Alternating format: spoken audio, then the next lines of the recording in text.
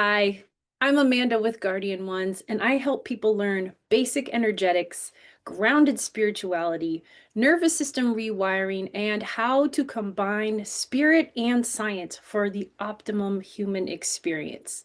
So, in this video today, I want to ask the question, are your spiritual issues actually physical issues? And this can be a little bit of a touchy subject. So when people come to us as clients wanting energetic clearings, myself and my right-hand man, Tibor, we always recommend that in conjunction with any energetic practice that you are doing basic nervous system care for yourself and perhaps even deeper trauma work if your system is ready for that, if it can handle that, if you have enough capacity for that work, because otherwise people will just keep picking up energetic infringements if they're not also addressing their biology, their physiology, their psychology, all of the other parts that make us human, other than just the spirit aspect of it.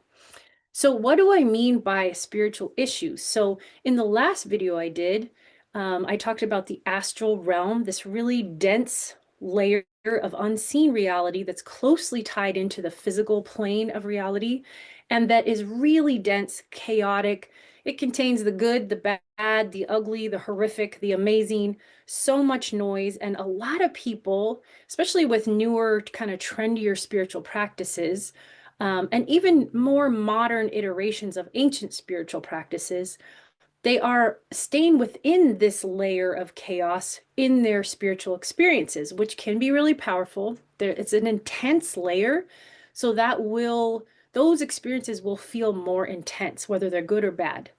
Whereas they're kind of getting stuck, hitting the ceiling of the astral layer and not able to always tap into beyond that states of being that we would call higher consciousness, where there is more life-giving frequency, aka true source is how we refer to it, available.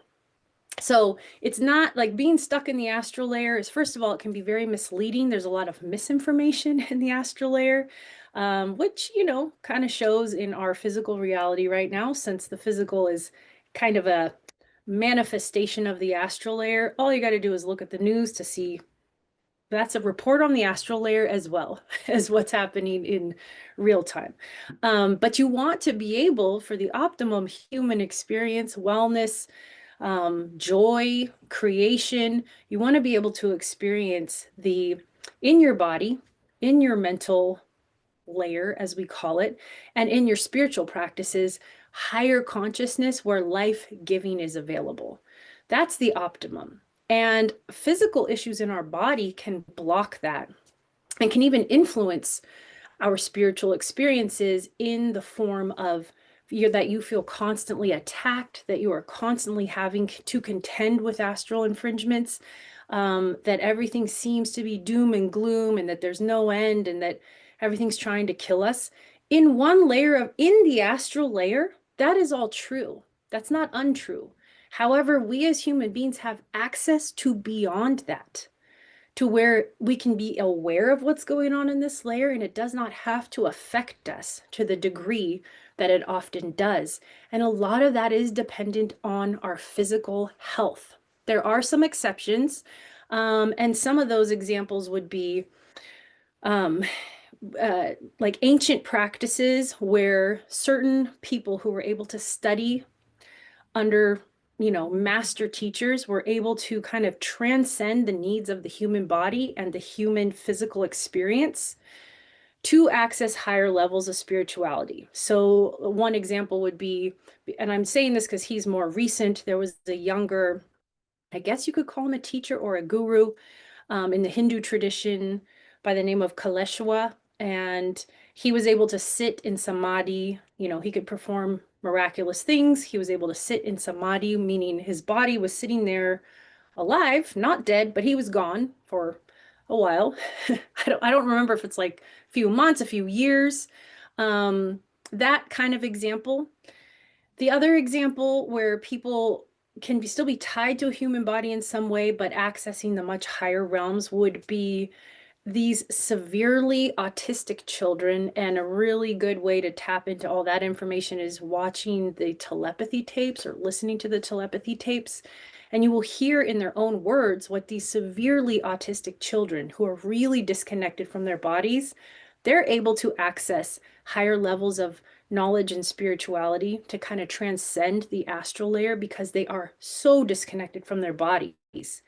However, if you look at those two examples, neither one of those is really part of the optimum human experience, where you get to experience higher forms of consciousness, the life-giving states of being through a physical body. And in my opinion, by the way, all of this is just my opinion, so please don't take it as truth. This is just my opinion based on my studies and experience. But in my opinion, the evolution that we're going through right now is challenging us to do that exactly, to become purer emanations of source, of life-giving frequency through the human form, which will change even what the human form not necessarily looks like, but how it functions, will change how it degenerates or falls into disease. And I mean change in a good way, in a positive way. So in the meantime, in these human bodies right now, what can happen is that when we have underlying physical issues, it also affects our ability to perceive of the spirit world. So it's almost like this lens of struggle is put around us. It reminds me of, I have them right here, my blue light blocking glasses. When I put these on, it's not that my vision has changed and it's not that this is the only reality, but when I put these on, everything looks red. And it's kind of like that when you are dealing with underlying physical issues. When you are having spiritual experiences, your body is already in red alert state, just trying to deal with, the health issue, so that everything spiritual can also have a tinge of struggle and red alert and danger. And so that is what you will perceive. So what do I mean by that? So um, that moment of conception in the human form, right, is when true source, the life-giving state, the creation state, all of a sudden comes into the physical. And then within the human body, that becomes what we would refer to as life force energy. So it's not exactly pure source anymore because it is animating a human form, but it is what is driving our human existence, our being alive. And so that can get disrupted by trauma. It is affected by trauma. And when I'm talking about trauma, I am not talking about bad memories, bad experiences, PTSD. I'm talking through the lens of the biology of trauma, how trauma actually affects the body on a cellular level and even smaller than a cellular level. And so the way that that happens is that essentially the biological definition of trauma is that trauma is an energy issue. So when you do not have enough energy in your system, excuse me, to garner a stress response, a fight or flight response, or you do not have enough energy to sustain a stress response for long enough to move through the crisis, your body goes into freeze. That immediately changes the way these little cells in your brain called glial cells, the microglia, it changes the way that they function, and it changes the way your mitochondria function. Your little, excuse me, your little energy factories in your cells.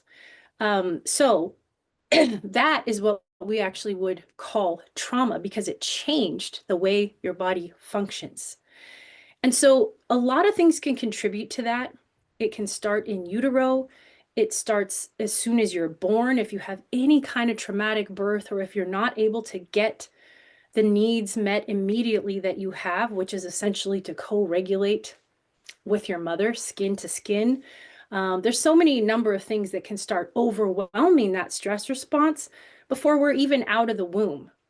So that's more the experiential trauma. But some of these issues can also be things like vitamin deficiencies, pyroluria, which is a condition that you can test for that can cause zinc and B6 vitamin deficiencies.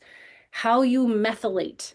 So are you an undermethylator or an overmethylator? And methylation My super simple understanding of it, please just Google it because I am by no means an expert at it. But my understanding of methylation is that it changes how our genes express.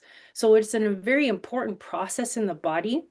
And if you have any of those issues going on, if you have high autoimmune markers, your body is already putting so much energy into dealing with that because your body is always moving towards life, towards source, towards creation. That's what bodies are built to do until the very end of life, right? Um, so, excuse me. Um, when that's happening, if you have any of those issues, your body is already contending with that. Maybe you have food sensitivities. Maybe you've had chemical exposures. So these types of health issues that can show up in various ways, autoimmune issues, chronic fatigue, chronic pain, even psychological things will often have a biological um, what am I trying to say? Origin. That's the word. Biological origin. If those are going on, if your body's already contending with all of that, then you are a person who is wired to be really aware of the spirit world, of the astral layers. You can be viewing everything through the old red alert lens. All your spiritual experiences can be shaded by this energy issue within your body.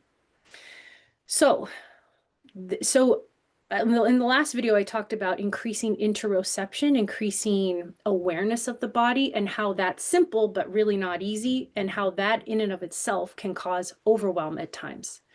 Um, but I want to keep giving little tips. So in addition to looking into increasing interoception to help you grow spiritual awareness and discernment. Because remember, if we can feel in our bodies that life-giving energy, that is our compass of which decisions to make, what direction to go. Um, we can also test for some of these other biological issues. And I'm not trying to get too clinical on you here, but what I have found with myself and even other clients of mine is that when people start to address the underlying physical issues, all of a sudden it gets easier for them to deal with their spiritual issues. They're sleeping better. So one thing that I've learned over the years from doing clearing work is that the majority of astral attacks or night terrors, things like the kind of things that happen to a lot of really sensitive people at night, it's because they are being biologically held in the liminal state when you're not quite awake and you're not quite asleep. But if you are sleeping deeply and your body's actually going through all of its detox and repair and regeneration biological processes, people aren't reporting attacks during that, right? So that kind of gave me a clue like, wait a minute. So if you can sleep deeply, you don't get attacked at night, or definitely not as often. I mean, that's pretty interesting. So that's a case where helping the biological will help to shift the spiritual. And with all of this, again, you can test for a lot of this stuff. You can test to see if you have deficiencies. If you already know that you have a bunch of food sensitivities, you have gut issues, you have skin issues, you have sleep issues, you have hormone issues, you have an excess, you can test for an excess of copper. That's another one that can cause a lot of problems. And once you start to dial all those things in, I guarantee some of your spiritual issues will shift. I guarantee it. I don't say that lightly, but if you're a person who feels like you've always struggled with astral attack and demon things and all the problems and my house is already always under attack, fixing some of your physical issues will shift some of that. Not 100%, but a lot of it, because then again, you're able to experience spirit through a lens that's a little bit clearer, where you can see the life-giving. You can see it out in the world. And so a lot of people who find this work, who find Guardian One's work, and starting with me and starting with Tibor, we are super sensitively wired. So a lot of people might identify as an empath, a hypersensitive person, an INFJ, whatever all of that means. and take on that identity and then try to shift everything external. Like the external world needs to shift so that I can be comfortable. And that is exhausting and impossible. And there's nothing wrong with labeling yourself an empath. And I know it can be really comforting to find a diagnosis of and go, oh, wait a minute, I'm not crazy and I'm not alone. A lot of people have this experience. But keep in mind that rather than me just saying, I'm an empath, I'm super sensitive, everything affects me, so I have to kind of close myself off to experiences, to connections, or I have to try to force control to get people to respond to me in the way that I need always. Um, that is such a huge task. It takes so much energy. Whereas if you can actually help rewire some of those sensitivities, and I'm not saying your sensitivities are wrong, but I'm saying if they're causing suffering, that's not an optimum human experience. And so rewiring some of those, fixing your dopamine pathways and your, getting grounded every day, getting enough nutrients. Sometimes you need to quit some of your supplements because even though they might be helpful, you might be putting your system into a state of having to process too much when it's already putting out so much energy. All these little tweaks to your health will improve your spiritual experience, will improve your spiritual health, and over time will improve your discernment and your ability to experience the life-giving. Because if you look on the news right now, it seems like this world is just burning up.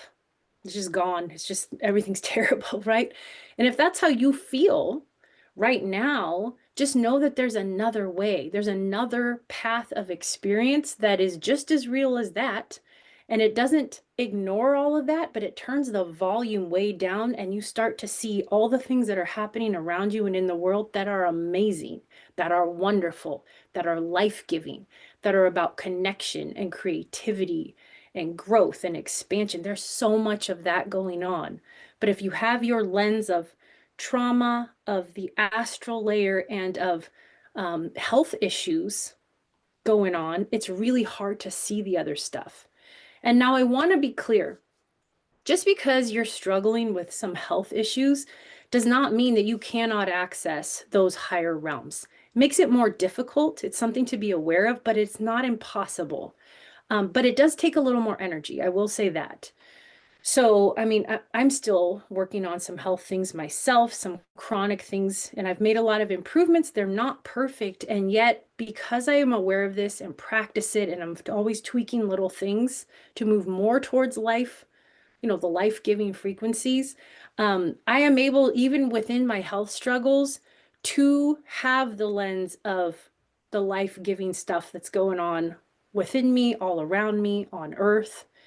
I'm able to do that. It's taken practice, it's taken time. And, when I get sick or if I have a dip in some of my health issues, it gets a little bit harder, but because I practice energetic hygiene and bring in all these other tools and bring in tools to support my nervous system constantly, I don't get infringed upon when that's happening. Now and again, yeah, I still need to clear myself. I'm still contending with astral things, and especially because of my work, sometimes it kind of draws that kind of stuff in. However, it's really not that bad, and it continues to improve over the years the more that I take all this into consideration. So I hope this has been helpful, and I'll see you on the next video. Take care.